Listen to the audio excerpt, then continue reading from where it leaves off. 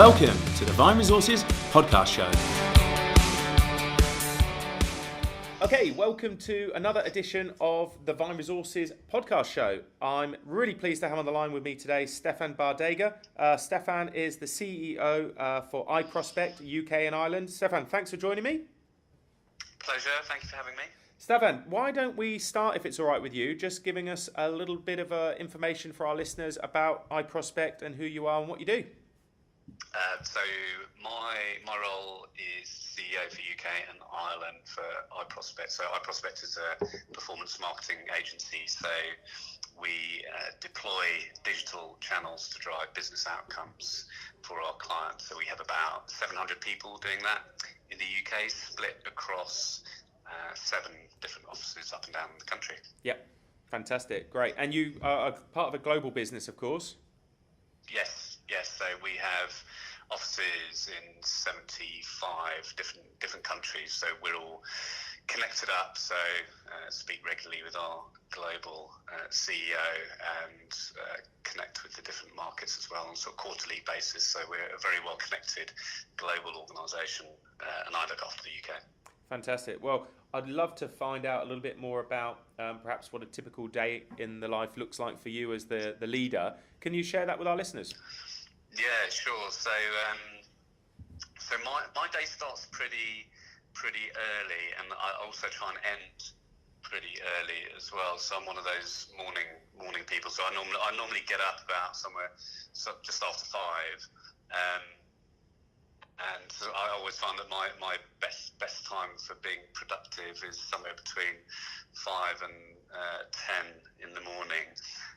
So I've got a couple of things that I'm doing as well, sort of outside of work, that sort of take up time, which mean I also have to get up early. So I'm learning the piano at the moment. So I kind of always wanted to learn the piano as a child. And my parents refused. So just to spite them, last year I took up piano. So I try and when I get up, I try and sort of go through some scales. I've got an electric piano, not a real one, so that wouldn't work at 5 o'clock in the morning.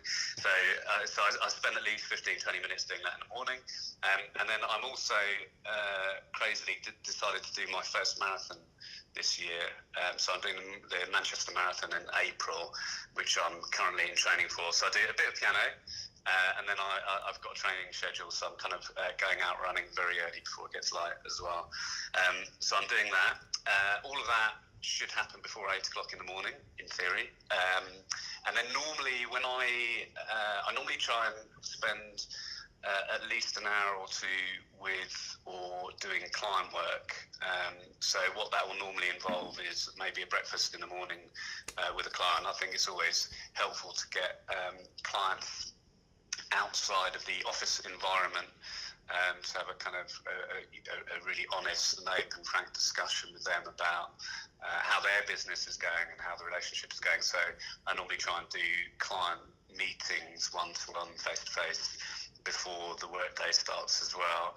And then, once I'm into work, I try and organise my task list in Trello. I find the most useful, actually, which is not necessarily used for a personal to-do list. It's normally for kind of more of a collaboration tool, but I find it really helpful for organising my stuff to do during the day.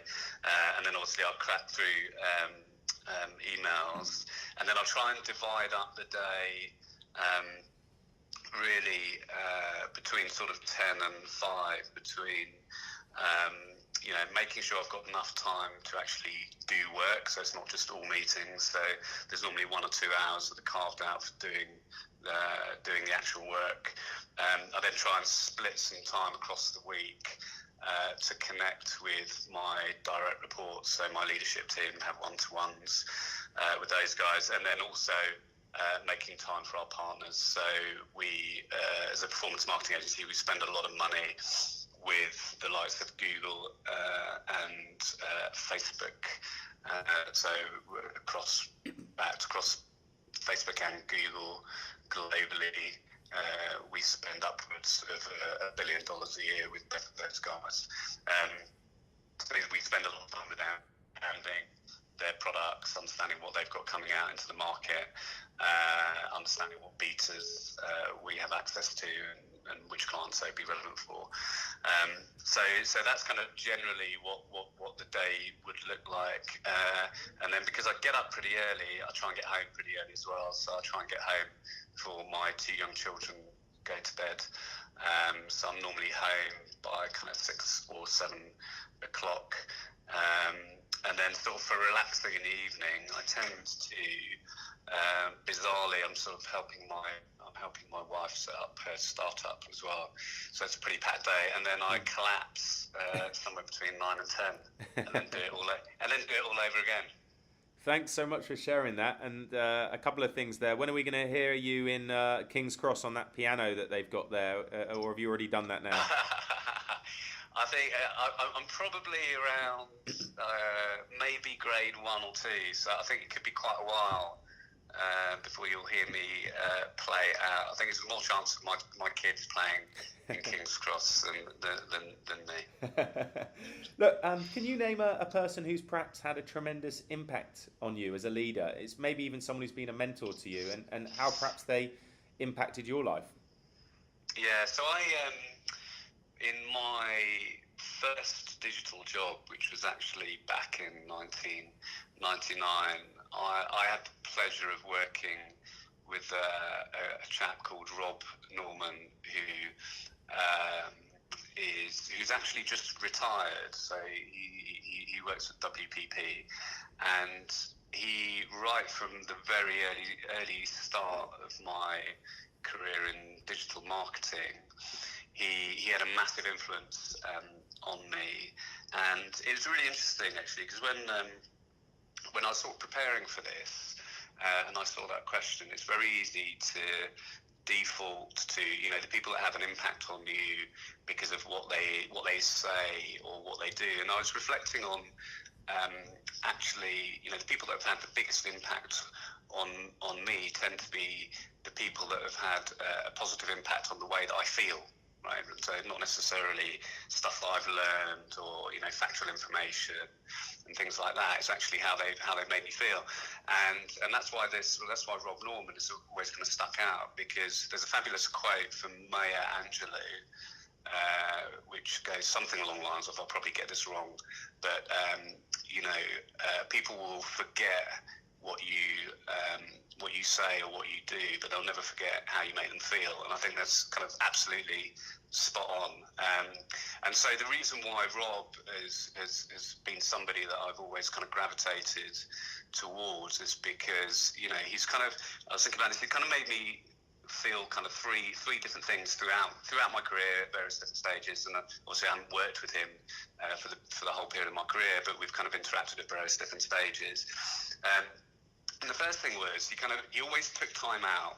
So I'd regularly see him speaking at conferences or events, and even if he was surrounded by dozens of people wanting a piece of his time, he'd always take time out to come and have a chat with me and listen to me and give me some advice. And that always made me feel very appreciated. So I think that was the first thing. So the fact that he always took time out made me feel appreciated. The second thing was, he's an incredibly funny guy, very smart and very funny. And what's interesting about that is that humour and intelligence together has an impact of kind of bringing people together. So it makes you feel like, if you're in a room with him or if you're in a group of people with him, because of those skills that he has, it actually makes you feel part of the group, right? He has an amazing ability to bring a group of people together through not only his intelligence but his humour. So I think that was the second piece. And then the third thing, which is much more related to the kind of the industry and the profession, is he has absolute clarity of vision. And I think what that does is it makes you feel like there's a real purpose. So it doesn't matter what the issue is or the topic is or the complexity of that topic. He has an amazing ability to distill the complex into something very simple and then offer up a very clear view on the direction of travel and what is right or wrong. And I think that makes people around him, either those that work directly with him or those that are, listening to his views or reading his views, it makes you feel like there's a real kind of sense of purpose and direction. So I think that, Rob Norman for me, it's about how he kind of made me feel throughout my career, which is, appreciated, part of a kind of a group that whenever I've connected with him personally, is the social aspect of it. And then professionally actually making you feel like there's real purpose and clarity of thought. So he's somebody that I've always admired and tried to,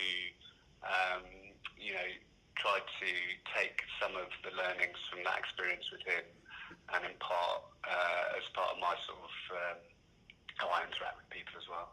Stefan, thanks for sharing that so much. Employee engagement is critical to the success of any business. You've got over 700 employees in your UK and Ireland operation. What do you do from the top to keep your employees engaged?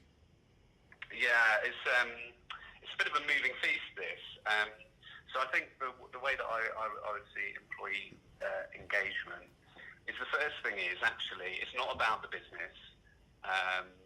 You have to put the employee, your staff and your employees and the people that work in your business at the centre. And I think this is where a lot of businesses kind of get it wrong, right? You have to, if you start with our clients would talk about being customer centric. If you start in our business with putting your staff at the centre of everything, then everything else everything else falls into place. But I would say there are probably four key things that. Four key elements of our strategy, which manifest themselves in different ways. So the first thing is around recognition. So we've developed a system that we use at iProspect called iValue, and iValue is it's an online platform that enables you to recognise different members of staff when they do really good things. Brilliant. So it's like an acknowledgement system and a recognition system, and it's open to everybody, all employees, and we find it gets a lot of use. And what we've done is each time you recognise somebody, you have an allocation of points, and when you recognise somebody, it gives them a certain number of points, and they can redeem those points against sort of physical items that you can go and buy on e-commerce platforms, Amazon, etc.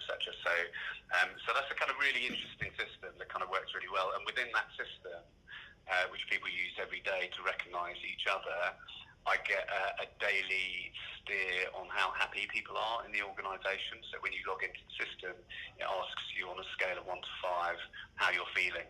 And every day, I get across our 700 people, I get a graph that shows me how people are feeling across the business. So that's kind of really important for us, that idea of recognition and getting a daily steer on how people are feeling. So that's kind of one area. The second area is learning and development. So employee engagement, I think today in our business, for example, the average age is 26 across our 700 employees. So we have quite a young workforce. And learning and development is a really, really important part of how you engage your employees. They don't just come into work, they come in to have a career, to progress both personally and professionally. So we have a number of different things that we do to help them develop personally and professionally. One of them on the sort of professional capability level is we've developed a platform called iProspect University, which has over 200 hours of e-learning, training and development. And what we do is we customise a learning and development plan within that platform, so that each person will have a tailored program for their sort of professional development, and then over the course of the year they go through these different e-learning modules and they have to pass tests and all that kind of stuff. So learning and development is really important, and it's not just about having an e-learning platform. You have to pair that up with one-to-one time and learning on the job and face-to-face and all that kind of stuff. So recognition is really important. Learning and development is another kind of key component. And then increasingly work-life, so one of the buckets that I would say is important for employee engagement is the work-life balance. So one of the things we do here is we're rolling out agile working. So agile working is a combination of different things, but the principle of agile working is that you have to have in a complex organisation or a large organisation, ways of connecting up the business in kind of new and innovative ways. And that doesn't mean just somebody coming in and sitting at their own desk from 9 to 5 and not interacting with different areas of the business. So agile working when people are in work means that there will be increasingly kind of hot desking between different areas of the business and teams that are not fixed and a bit more fluid. And agile working also means at home making sure that we get the balance between home and work life kind of right. And that means being less rigid about when we expect people to be in work and using technology to enable people to do more remote working. So I think that work-life balancing is important as well. Then one of the other areas that I think is important when it comes to employee engagement is the kind of corporate and social responsibility aspect of it as well. I think there are significant issues with companies coming out of Silicon Valley at the moment who profess to have kind of corporate and social responsibility, and it's not actually turning out to be the case at the moment if you look at what's going on with kind of social media platforms, for example. And what we're trying to do is really put back into society, and I think so we have a number of different programs that we are pushing quite hard at the moment. We're a big supporter of the Prince's Trust, for example. So we're trying to spend at least 10% of our time, if possible, as a business, kind of putting back into society. So I think that's kind of the area. So I think recognition is important for employee engagement, learning and development, work-life balance, and then social responsibility as well. Stefan, it's amazing. You're doing so much there, and I love the sound of. We use an employee engagement app, but I love the sound of iValue, and I think that's a fantastic way to motivate. It can be people. good and bad. It can be good and bad because what happens is I can see when everyone's really pissed off as well as when they're happy. Well, we'll have to edit that one out because Spotify won't like me for saying that. But yeah, so they won't like you when that you can see when they're unhappy, basically. yeah. But you can see it quickly, which means you can address it quickly and you can kind of get to the bottom of it, which is better than not knowing. Stefan, what do you believe is the biggest challenge facing business leaders today? Well, I think undoubtedly the biggest challenge is that we live in a not necessarily a time of disruption, but there's definitely a volatile and uncertain world, in terms of economy, social unrest in different markets, maybe not so much in the UK, but uncertainty is probably the key thing. And I think if you're a leader, one of the key responsibilities of any leader is actually to have clarity and purpose and decisiveness. And I think the pressure on today's leaders to have that decisiveness and that clarity of vision in a world that is uncertain, much more uncertain in many respects than say 10, 15 years ago, is hard. And I think it takes a certain type of personality to succeed in as a leader in today's world, one that is decisive, has clarity of purpose, but also somebody that is prepared to, because you don't always get it right, and things are moving very quickly. Somebody that's also prepared to, whilst they have clarity of purpose and decisiveness, to understand when things are not working out, and also to make those changes quickly, so that you're not just doing the same route if things aren't working out. So I think that's probably the biggest challenge around uncertainty and how you respond to that uncertainty. Absolutely. Stefan, what do you think is the best piece of business advice you've ever received? Well, I think this is. Somebody said this to me right in my very early career, and I didn't really understand. I didn't really get it because I guess I was too young to benefit from it really. But as I've progressed in my career, it's become more and more important, and I've realised actually how right this person is. But it's really just to trust your instincts. I think when you're starting out in your career, it's much harder, right? Because you don't have the experience to really trust your instinct. But even when you're really just starting out in your career, your instinct is less around your experience in the profession and more about, is it the right thing to do, right? So when you start out your career, it's more around, is it the right thing to do? And you don't need a lot of professional experience to make that decision. And as I think you progress, your instinct becomes much more founded on experience in your chosen profession. So, you can validate a decision that you're about to make against sort of previous experience. So I think that idea of instinct is really, really important. And the best leaders that I have worked with and admired just have a gut to make the right decision. They don't have to consult for too long with too many people, look at too much data. They have a gut that drives things, and they validate that instinct with all of the other information and counselling other people. So I think that trusting your instinct is it's for me anyway the most important. Brilliant. How at iProspect do you help new employees understand the culture of your company when they join? Yeah, so I think what's really important, and I think it's quite often overlooked actually when you have somebody coming into the business, is the onboarding process. I think a lot of companies think about onboarding as the moment you arrive at the company. Mm-hmm. So you start at the company, and we have training. We have training for iProspect. We have training that helps people understand the wider network that iProspect is part of.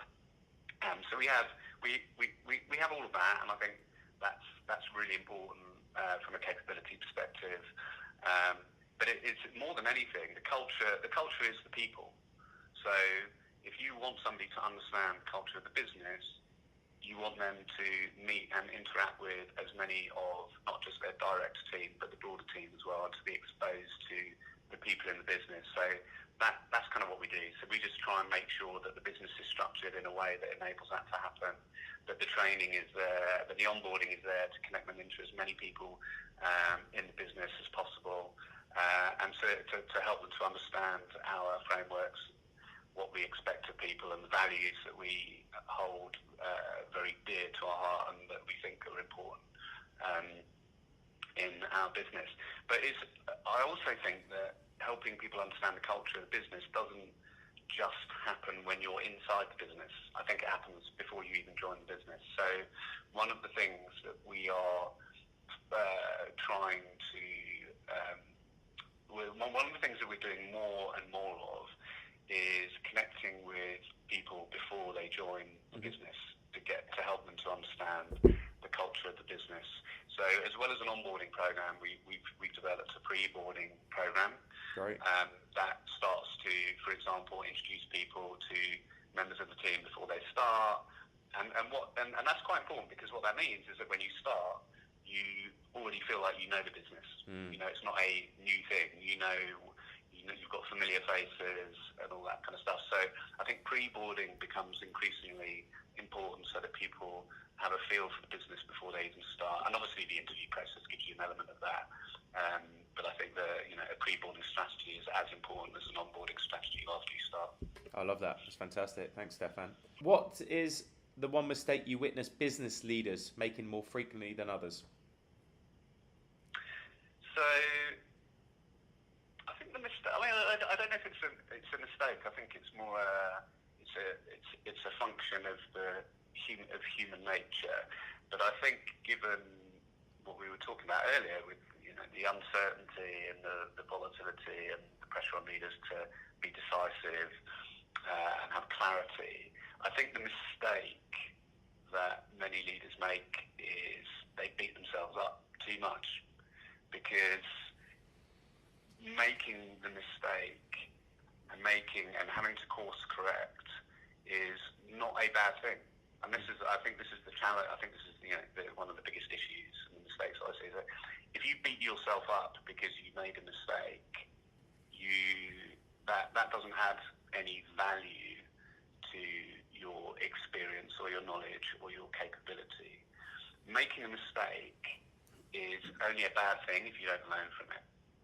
And this is something that, you know, I tell all of my kind of leadership team that I work with, and it's also something I tell my children. You know, I'll never ever be angry with somebody, whether that's in the workplace or at home with my kids, if they make a mistake for the first time. The only time I will get angry with, you know, either at work or at home, is if they didn't learn from that first mistake and then they made the mistake the second time. And I think if you kind of, you know, if you, in your personal life and as a leader, if you do that, you're always learning, you're always progressing, and actually you're always getting better as well. And I think the time when, or the leaders that I've worked with held, have not been able to do that, not to learn from the mistakes, and see them as a positive thing. So I think that's probably the key thing for me. Fantastic. How do you think you see your industry changing in the future now, and how do you think this will affect your ability to attract and hire the best talent? Well, I think in the industry, the advertising industry, I think is going through enormous structural change at the moment. You have issues around transparency, issues around fraud, issues around, you know, the impact of, you know, social media platforms on the mental well-being of young people. You have issues around measurement and effectiveness of digital advertising. So there are many issues and challenges with the industry, and I think it's very easy to get caught up in those issues and not see the bigger picture. I think in our industry, if you focus on the core purpose of advertising, then that will overcome everything. The core purpose, the only reason why brands advertise is to sell more products. That's it. Or products or services. That is the reason why advertising exists. So if the industry, despite all of the challenges that there are in the detail in all of these kind of different areas, if the industry focuses on delivering outcomes for the clients and businesses that spend money on advertising, everything will kind of wash out. And that's what the industry needs to get back to. It needs to focus on results and focusing on delivering an outcome when a client gives you money, making sure that the outcome is there, that you understand the return on investment. And then that's what I think the industry has maybe lost a little bit, has lost sight of. So I think focusing on, you know, the core purpose of advertising, which is to sell more products and services. The other thing that I think will have to change over the next few years is a return to creativity. I think the industry has got, and this is kind of an odd thing for me to say as somebody who is really focused on, you know, technology and data and performance marketing, but I think the industry has swung way too fast away from creativity into data, technology and performance. And I think there will need to be much more of a value placed on creativity in the future, because not everything can be delivered through technology, systems and data. You know, creativity is a much undervalued capability in not just our industry, but also if you look at, you know, if you look at education and society in general, the arts are almost being, you know, decommissioned now at schools in favour of, you know, STEM subjects, and I think this is a really bad thing for, you know, for everyone, not just the industry. So I think, you know, as an industry, I think we need to get back to focusing on results and outcomes, and then I think perhaps a little bit more broad, I think there needs to be a return to the value of creativity, not just in our industry, but in the UK in general. If you had your time again and were giving your 20-year-old self advice, what's the one thing you would say? Well, I think I spent a lot of my my early career worrying about small mistakes. And so I think the only thing that I would say to a 20-year-old self is, actually just worrying doesn't actually help anything, right? So if you make a mistake, if you can do something about it, then change it. You don't need to worry about it, just change it. And if you can't do anything about it, then there's no point in worrying anyway. So worrying doesn't actually achieve anything. So I think that would probably be my key bit of advice. Thank you so much. And Stefan, thank you so much for sharing so many great insights into your business and also your thinking. Stefan, how can people reach out to you, to the company? What's the best way they can get in touch with you? So I'm happy to take emails from people. So my email address is stefan.bardega, Bardega, at iProspect.com. Stefan, thank you very much for that, and really wonderful to have you on the show. Great. Thank you for having me.